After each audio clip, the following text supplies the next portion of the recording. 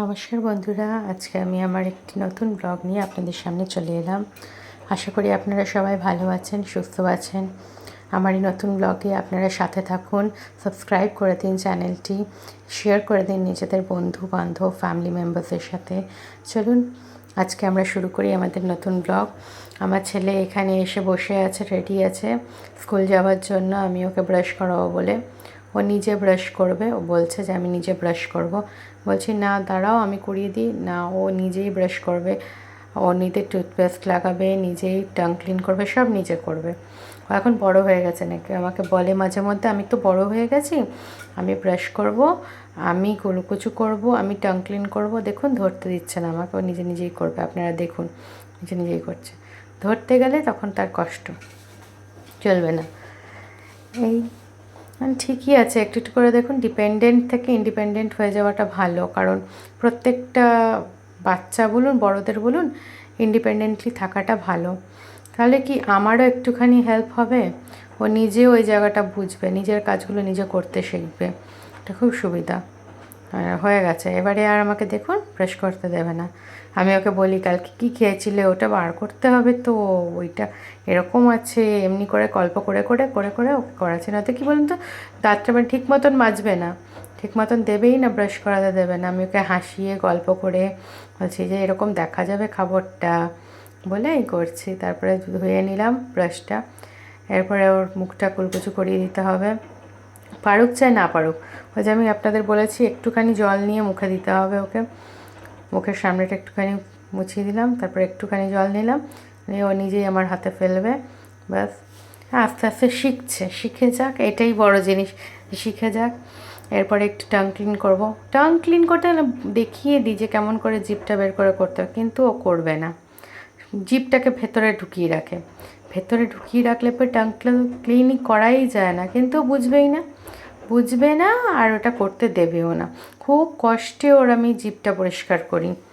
আর এখন আর ছোটো নেই যে আঙ্গুলের মধ্যে আগে যেরকম ছোটোবেলায় করতাম, আঙ্গুলের ব্রাশের সিলিকনের পাওয়া যেত, ওইটা দিয়ে ক্লিন করা। এখন তো ওরকম ছোটো নেই, করাতে হবে, কিন্তু ও কোনো মতেই শুনবে না। এই করিয়ে দিচ্ছি। আর জানেন বাবা, মানে আগের ব্লগে বলেইছিলাম আমার শ্বশুরমশাইয়ের শরীর ভালো নেই, বাবাকে হসপিটালে ভর্তি করা হবে, ওটা শোনা যাচ্ছে। তো সবাই আমরা ডিসিশন নিচ্ছি ওটাই করা ভালো, কারণ বাড়িতে কী হচ্ছে সারাক্ষণই কাউকে না কাউকে দেখতে হচ্ছে। এবারে মা সব কিছু করে উঠতে পারছে না, সবার পক্ষেই সম্ভব না, কারণ মায়েরও বয়স হয়েছে না। আর ওখানে আমার দাদা বৌদি থাকে, মানে আমার ভাসুর যা, তারাও পেরে উঠছেন, তারও ছোটো বাচ্চা, আর কন্টিনিউ করা সম্ভব না। মানে ব্যাপারটা হচ্ছে বাচ্চাকে নিয়ে আপনি করবেন না আপনি অন্য কাজ করবেন। একটা বাচ্চা যখন, দেখুন আমার বাচ্চা কী করলো, আমার ছেলে করতে করতে দুষ্টুমি করতে করতে ব্রাশের পুরো প্যাকটাকে ছুঁড়ে ফেলে দিল। রাগ ঠাক কিছু দেখানো যাবে না, আদর করে নিয়ে নিয়ে আসা হলো। তারপরে আমি ওকে ফ্রেশ করে নিচ্ছি।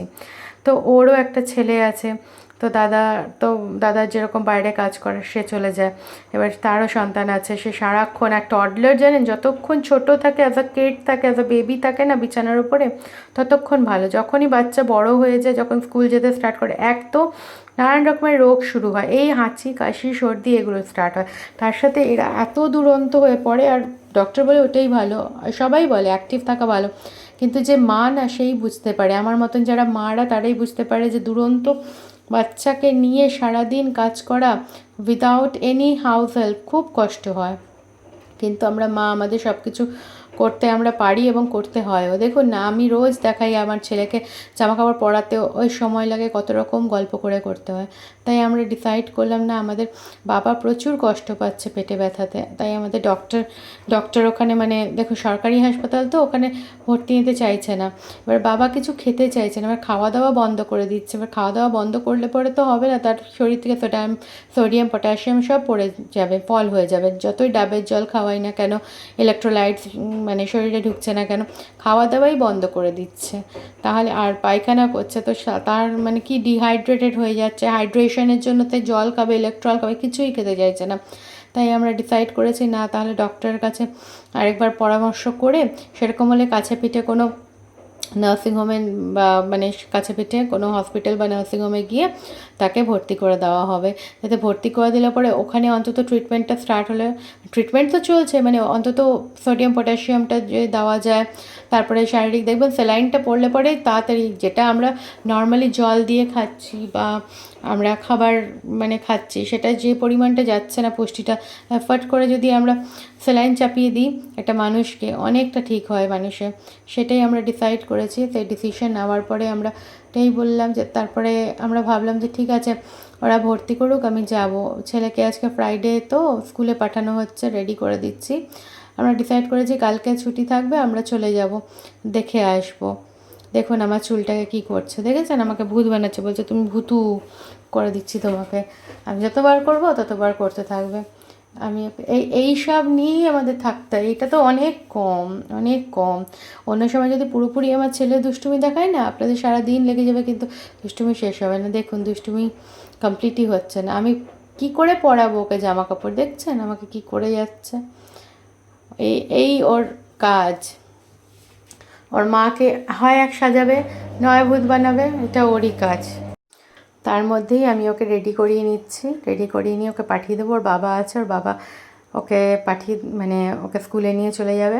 আমি ওর বাবাকে বললাম যে নেক্সট ডে চলো আমরা যাই, ওখানে গিয়ে বাবার সাথে দেখা করে আসি, মানে আমার শ্বশুরমশাইয়ের সাথে কেমন আছে না আছে। অ্যাকচুয়ালি কাজের এত চাপ না, ছুটিও নেই, কোনো কিছু নেই। ও তাও যেতে পারে, আমি তো যেতেই পারি না এই ছেলেকে নিয়ে। তো তার মধ্যে এমন ঘটনা কিছু ঘটে গেল যে আমার যাওয়াটা ক্যান্সেলই হয়ে গেল।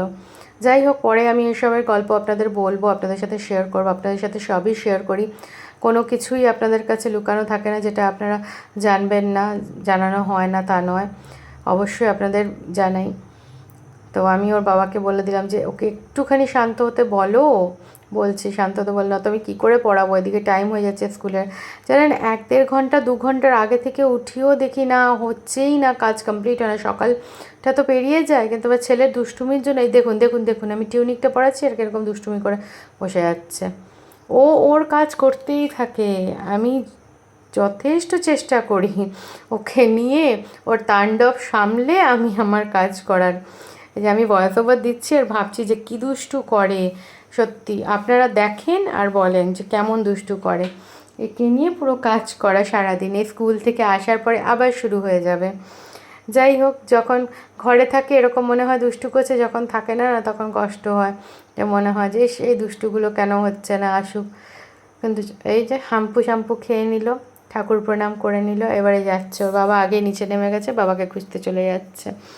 এই যে ওর বাবা ওকে নিয়ে যাচ্ছে, আস্তে আস্তে নামিয়ে সুন্দর করে। বটলটা ওর গলাতেই দিই, কিন্তু কী বলুন তো, এক তো ছোটো বাচ্চা ব্যাগে এতগুলো বই, তারপরে বটলটা অনেকটা ভারী থাকে, ওই জন্য আর দিলাম না। দেখুন বাবা ওকে শিখিয়ে দিয়েছে, ওই নিজে চাবিটা দিয়ে ও নিজে, ওর বাবা দেখিয়ে দিল এমনি করে ঘোরাও, গাড়িটা স্টার্ট হয়ে যাবে। এমনি করে ঘুরিয়ে দিচ্ছে, গাড়িটা স্টার্ট হয়ে যাচ্ছে। ভালো, এখন থেকেই শিখিয়ে দেওয়া হচ্ছে ওকে গাড়ি। ফার্স্টে ওর বাবা ভয় পেত, ওকে সামনে বসিয়ে নিয়ে যেতে স্কুলে, যখন স্কুলে ঢুকানো হলো তখন। তারপরে আস্তে আস্তে অভ্যাস হয়ে গেছে। আমি ওদেরকে সি অফ করে দিয়ে দরজা টজা লাগিয়ে উপরে এসে মাকে দেখতে আসলাম। মা বলছে আজকে রুটি বানাবো আর এখানে এই ছোলার ডাল দিয়ে ঝিঙাটা বানাবে। এখানে ছেলের ভাত বসে গেছে, এখানে আমাদের ছোলার ডাল দিয়ে ঝিঙা একটা নতুন রকমের রেসিপি মা করবে। ডাল ঠিক নয়, তরকারি টাইপের, ঝিঙার তরকারি। অল্প ছোলার ডাল ছিল, দেখুন ভিজিয়ে রেখেছিল, ছোলার ডালগুলো ফুলে তোটা হয়ে গেছে। তো মা এটার মধ্যে ছোলার ডাল পরিমাণ মতো দিয়ে দিচ্ছে, মানে যতটা লাগবে অতটাই ভিজিয়েছিল, ডালটা একটু বেশিই লাগে।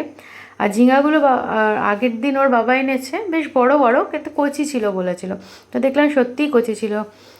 মা এবারে যা যা লাগবে, সামান্য ঘরে যা থাকবে, আগে নুন হলুদ দিয়ে সিদ্ধ বসিয়ে দেবে, সিদ্ধ করে নিয়ে আরেকবার, মানে ডাবল প্রসিডিওর হবে। সিদ্ধ হয়ে গেছে ডালটা, এবারে ঝিঙ্গা আলুটা দিয়ে দিল, তার মধ্যে টমেটো দিয়ে দিল, এর মধ্যেই ওখান থেকে আবার দিবে নুন হলুদ মিষ্টি, জিরা ধনের গুঁড়ো লঙ্কার গুঁড়ো দিয়ে বসিয়ে দিয়েছে। আর আমাদের রুটি হচ্ছে, মানে এটা দুপুরের খাবার। আর ছেলের ভাত হয়েছে, ভাত ডাল তরকারি হয়েছিল, বাস ও ওটা খেয়ে নিয়েছে। এটা একটা ফোড়ন দিল, গোটা জিরা শুকনো লঙ্কার ফোড়ন দেওয়া হয়ে গেল আমাদের ডালটা কমপ্লিট। পরের দিন আবার নতুন ব্লগ নিয়ে আসছি আপনাদের কাছে, পরের দিন নতুন ব্লগ নিয়ে আসলাম। নমস্কার বন্ধুরা, আজকে সকালটা খুব বাজেভাবে শুরু হলো। বাবার শরীরটা সত্যি ভালো নেই, সেটাকে নিয়ে আর হসপিটালে যেন অ্যাডমিট নেয়নি, বললো এই মুহূর্তে এখন অ্যাডমিট নেব না। এখন 7 দিনের ওষুধ দিয়েছে, বললো 7 দিনের ওষুধটা নিয়ে তারপরে দেখা যাক, যদি কোনো অসুবিধা মনে হয় তারপরে, কোনো শরীরে যদি চেঞ্জেস না হয় চিন্তা ভাবনা করে তখন নেবে। কিন্তু আমরা বারবার বলছি, আর সত্যি বলতে গেলে বাবা পেটের ব্যথাটা সহ্যই করতে পারছে না। জানি না কেন মানে ডক্টররা নিল না অ্যাডমিট, বুঝতে পারছি না। বললো নেক্সট কেমোর জন্য ওয়েট করুন, আর 7 দিনের ওষুধ দিল। আমাদের মনের ভাবটা কি ডক্টর বুঝতেই পারছে না, আমরা যে মানে কতটা কষ্টে আছি, কতটা মানে ভেঙে আছি, ওটা বোঝারই চেষ্টা করছে না। যাই হোক, আমি এখানে লাল চা বসিয়ে দিয়েছি, লাল চা ফুটছে, সবার জন্য একটুখানি লাল চা হচ্ছে। আজকে সকালটা একটু দেরি করেই আপনাদের সাথে কথা বলছি আমি, আর সকালটা শুরু হয়ে গেছিলো আগেই, আমাদের টিফিন হয়ে গেছে। আচ্ছা, মা একটুখানি পরোটা আলু ভাজা বানিয়েছে, আর তারপরে একটুখানি চা খাওয়ার মন হলো, তাই চাটা বানানো হচ্ছে। হাজব্যান্ডের কাছে মানে হাজব্যান্ডের কাজ আজকে কাছে পিঠেই আছে, তাই জন্য বললাম আমি একটুখানি লেট করেই বেরোচ্ছি, একটু আমাদের বাড়িতে টাইম দিতে পারছে।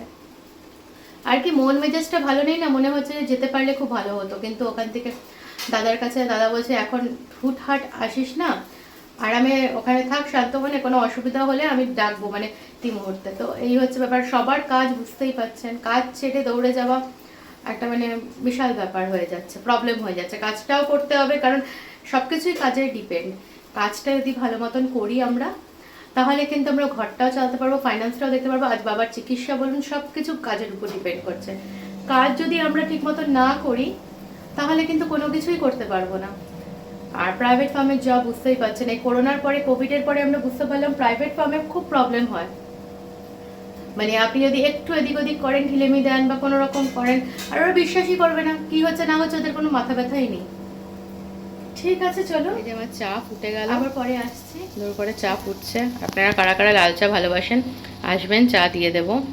সুন্দর করে ফুটছে। আমরা বেসিক্যালি আদা দিয়ে করি লাল চাটা, কখনো কখনো ইচ্ছা করে আদাটা না থাকলে, এখন জানেন আদাগুলো সব নতুন আদা আসছে, তো ঠিক মানে পচে যাচ্ছে আদাগুলো, ঠিক ভালো লাগছে না, ফাঙ্গাস লেগে যাচ্ছে, তাই জন্য লবঙ্গ দিয়ে চা করি। আপনারা কারা কারা লবঙ্গ দিয়ে চা করেন জানাবেন তো। ছেলের আজকে ছুটি, ছেলে আর বাবা দুজনে মিলে বসে আছে, চা বানিয়ে আনবো আমি। তারপরে এই যে চা আমাদের খেলাম। ওর বাবা এখন বলল ডিউটি যাচ্ছি, আজকে বললো আমি বেরিয়ে যাব, বাবার কাছে যাব, বাবাকে হসপিটালাইজড করা হয়েছে। ওর বাবাকে আমি সি অফ করলাম, যে ওর বাবা বেরিয়ে গেল। তার মধ্যে আমি এসে ফ্রেশ হয়ে গেলাম, ফ্রেশ হয়ে সিঁদুর পরে নিলাম। আমি তাড়াতাড়ি আজকে ফ্রেশ হয়ে গেলাম। ছেলেটারও শরীরটা ভালো নেই, ছেলেটার জানেন সর্দি কাশি হয়েছে, হালকা ফিভার আছে, তাই ওকে ওষুধ খাইয়ে দিলাম। আমি তো ফ্রেশ হয়ে উঠে গেছি। এখন দেখলাম আমার একটা পার্সেল ভুল এসছে, মানে একটু প্রোডাক্টটা প্রবলেম হয়েছে, ওটা নিতে এসছে, ওটা দিয়ে আসি। চলুন, আবার কথা হবে পরে, বাই। চলুন, দিয়ে এসে গেলাম, এরপরে যাই ঘরে। রান্না কত দূর মা করছে, ওদিকে আমি ঘর গুছাচ্ছিলাম, দেখে নিই। দেখুন আমার ছেলে কি করছে।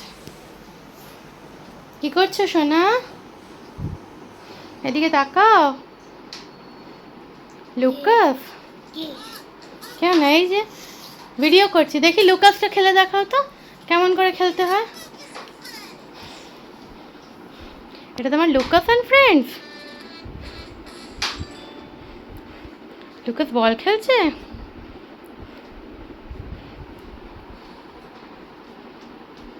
এই যে আমার ছেলে, এটা আপনাদের বলি না যে কিছু পড়াশোনার জিনিসগুলো খেলে, এই যে ম্যাচ করবে।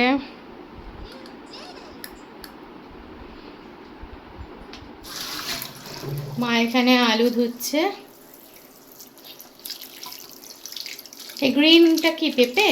এটা কার জন্য? এটা ছেলের। আমাদের ভাত বসে গেছে, ছেলের জল গরম করতে বসানো হয়েছে, কারণ একটুখানি ওয়েদারটা তো খারাপ না, একটু সর্দি হয়েছে, জল গরম বসিয়ে দিয়েছে। এটা ছেলের চিকেনের ঝোল হবে, পেঁপে দিয়ে আলু দিয়ে, একটুখানি এটা করা হয়ে গেছে, ধোয়া হয়ে গেছে, একটু গোলমরিচ। আমাদের চিকেনটা ম্যারিনেট করে রাখা হয়ে গেছে। এখানে কিছু না, একটুখানি আদা রসুন বাটা, তার সাথে একটু ভিনেগার, হলুদ, নুন আর লঙ্কার গুঁড়ো, এটা দিয়ে ম্যারিনেট করে রাখা হয়ে গেছে।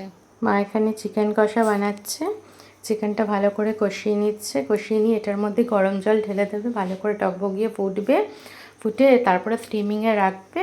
এই 40 থেকে 45 মিনিট চিকেনটা ডান হয়ে যাবে। এখন কষানোই হচ্ছে, চিকেনটা ভালো করে লাল লাল করে চিকেন কষানো হচ্ছে, মানে লাল লাল ঝাল ঝাল যেটা হয় চিকেন কষা, এখনও আপনারা খেতে পারেন এখান থেকে। আর আমরা ঝোল খাবো বলে তার জন্য গরম জল করে এর মধ্যে দিয়ে টকবক করে ফুটিয়ে নেবে, তারপর ওপর থেকে নামিয়ে গরম মশলা দিয়ে দেবে। এই যে চিকেন কষাটা রেডি আমাদের। আর ছেলেরও ওই পেঁপে দিয়ে আলু দিয়ে চিকেন দিয়ে স্টু টাইপের হয়ে গেছে। আমি ছেলেকে এটা সুন্দর করে খাইয়ে দেবো ভাত মেখে, ও খেয়ে নেবে। ওর শরীরটা ভালো নেই, ভাতটা ওই জন্য অল্প নিয়েছি। গল্প করে দেখুন না খেতে চাইছেন, আমি ওকে টেনে টেনে নিয়ে খাওয়াচ্ছি যে খেতে হবে, কারণ ওষুধগুলো খেতে হবে। খাইয়ে দাইয়ে নেবো। এরপরে ওর বাবা ফোন করলো, ওর বাবা আসছে বললো। আমি তাড়াতাড়ি নিচে গেলাম যে আসবে, ফ্রেশন আপ হবে, একটু কিছু খেয়ে বেরিয়ে যাবে। যে ওর বাবা বেরিয়ে যাচ্ছে, চলে যাচ্ছে এবারে। হ্যাঁ, ওর বাবা বেরিয়ে যাচ্ছে ছেলেকে নিয়ে। এখানে ছেলেও সি অফ করতে এসছে। চলুন, সবাই ভালো থাকবেন, সাবধানে থাকবেন, সুস্থ থাকবেন।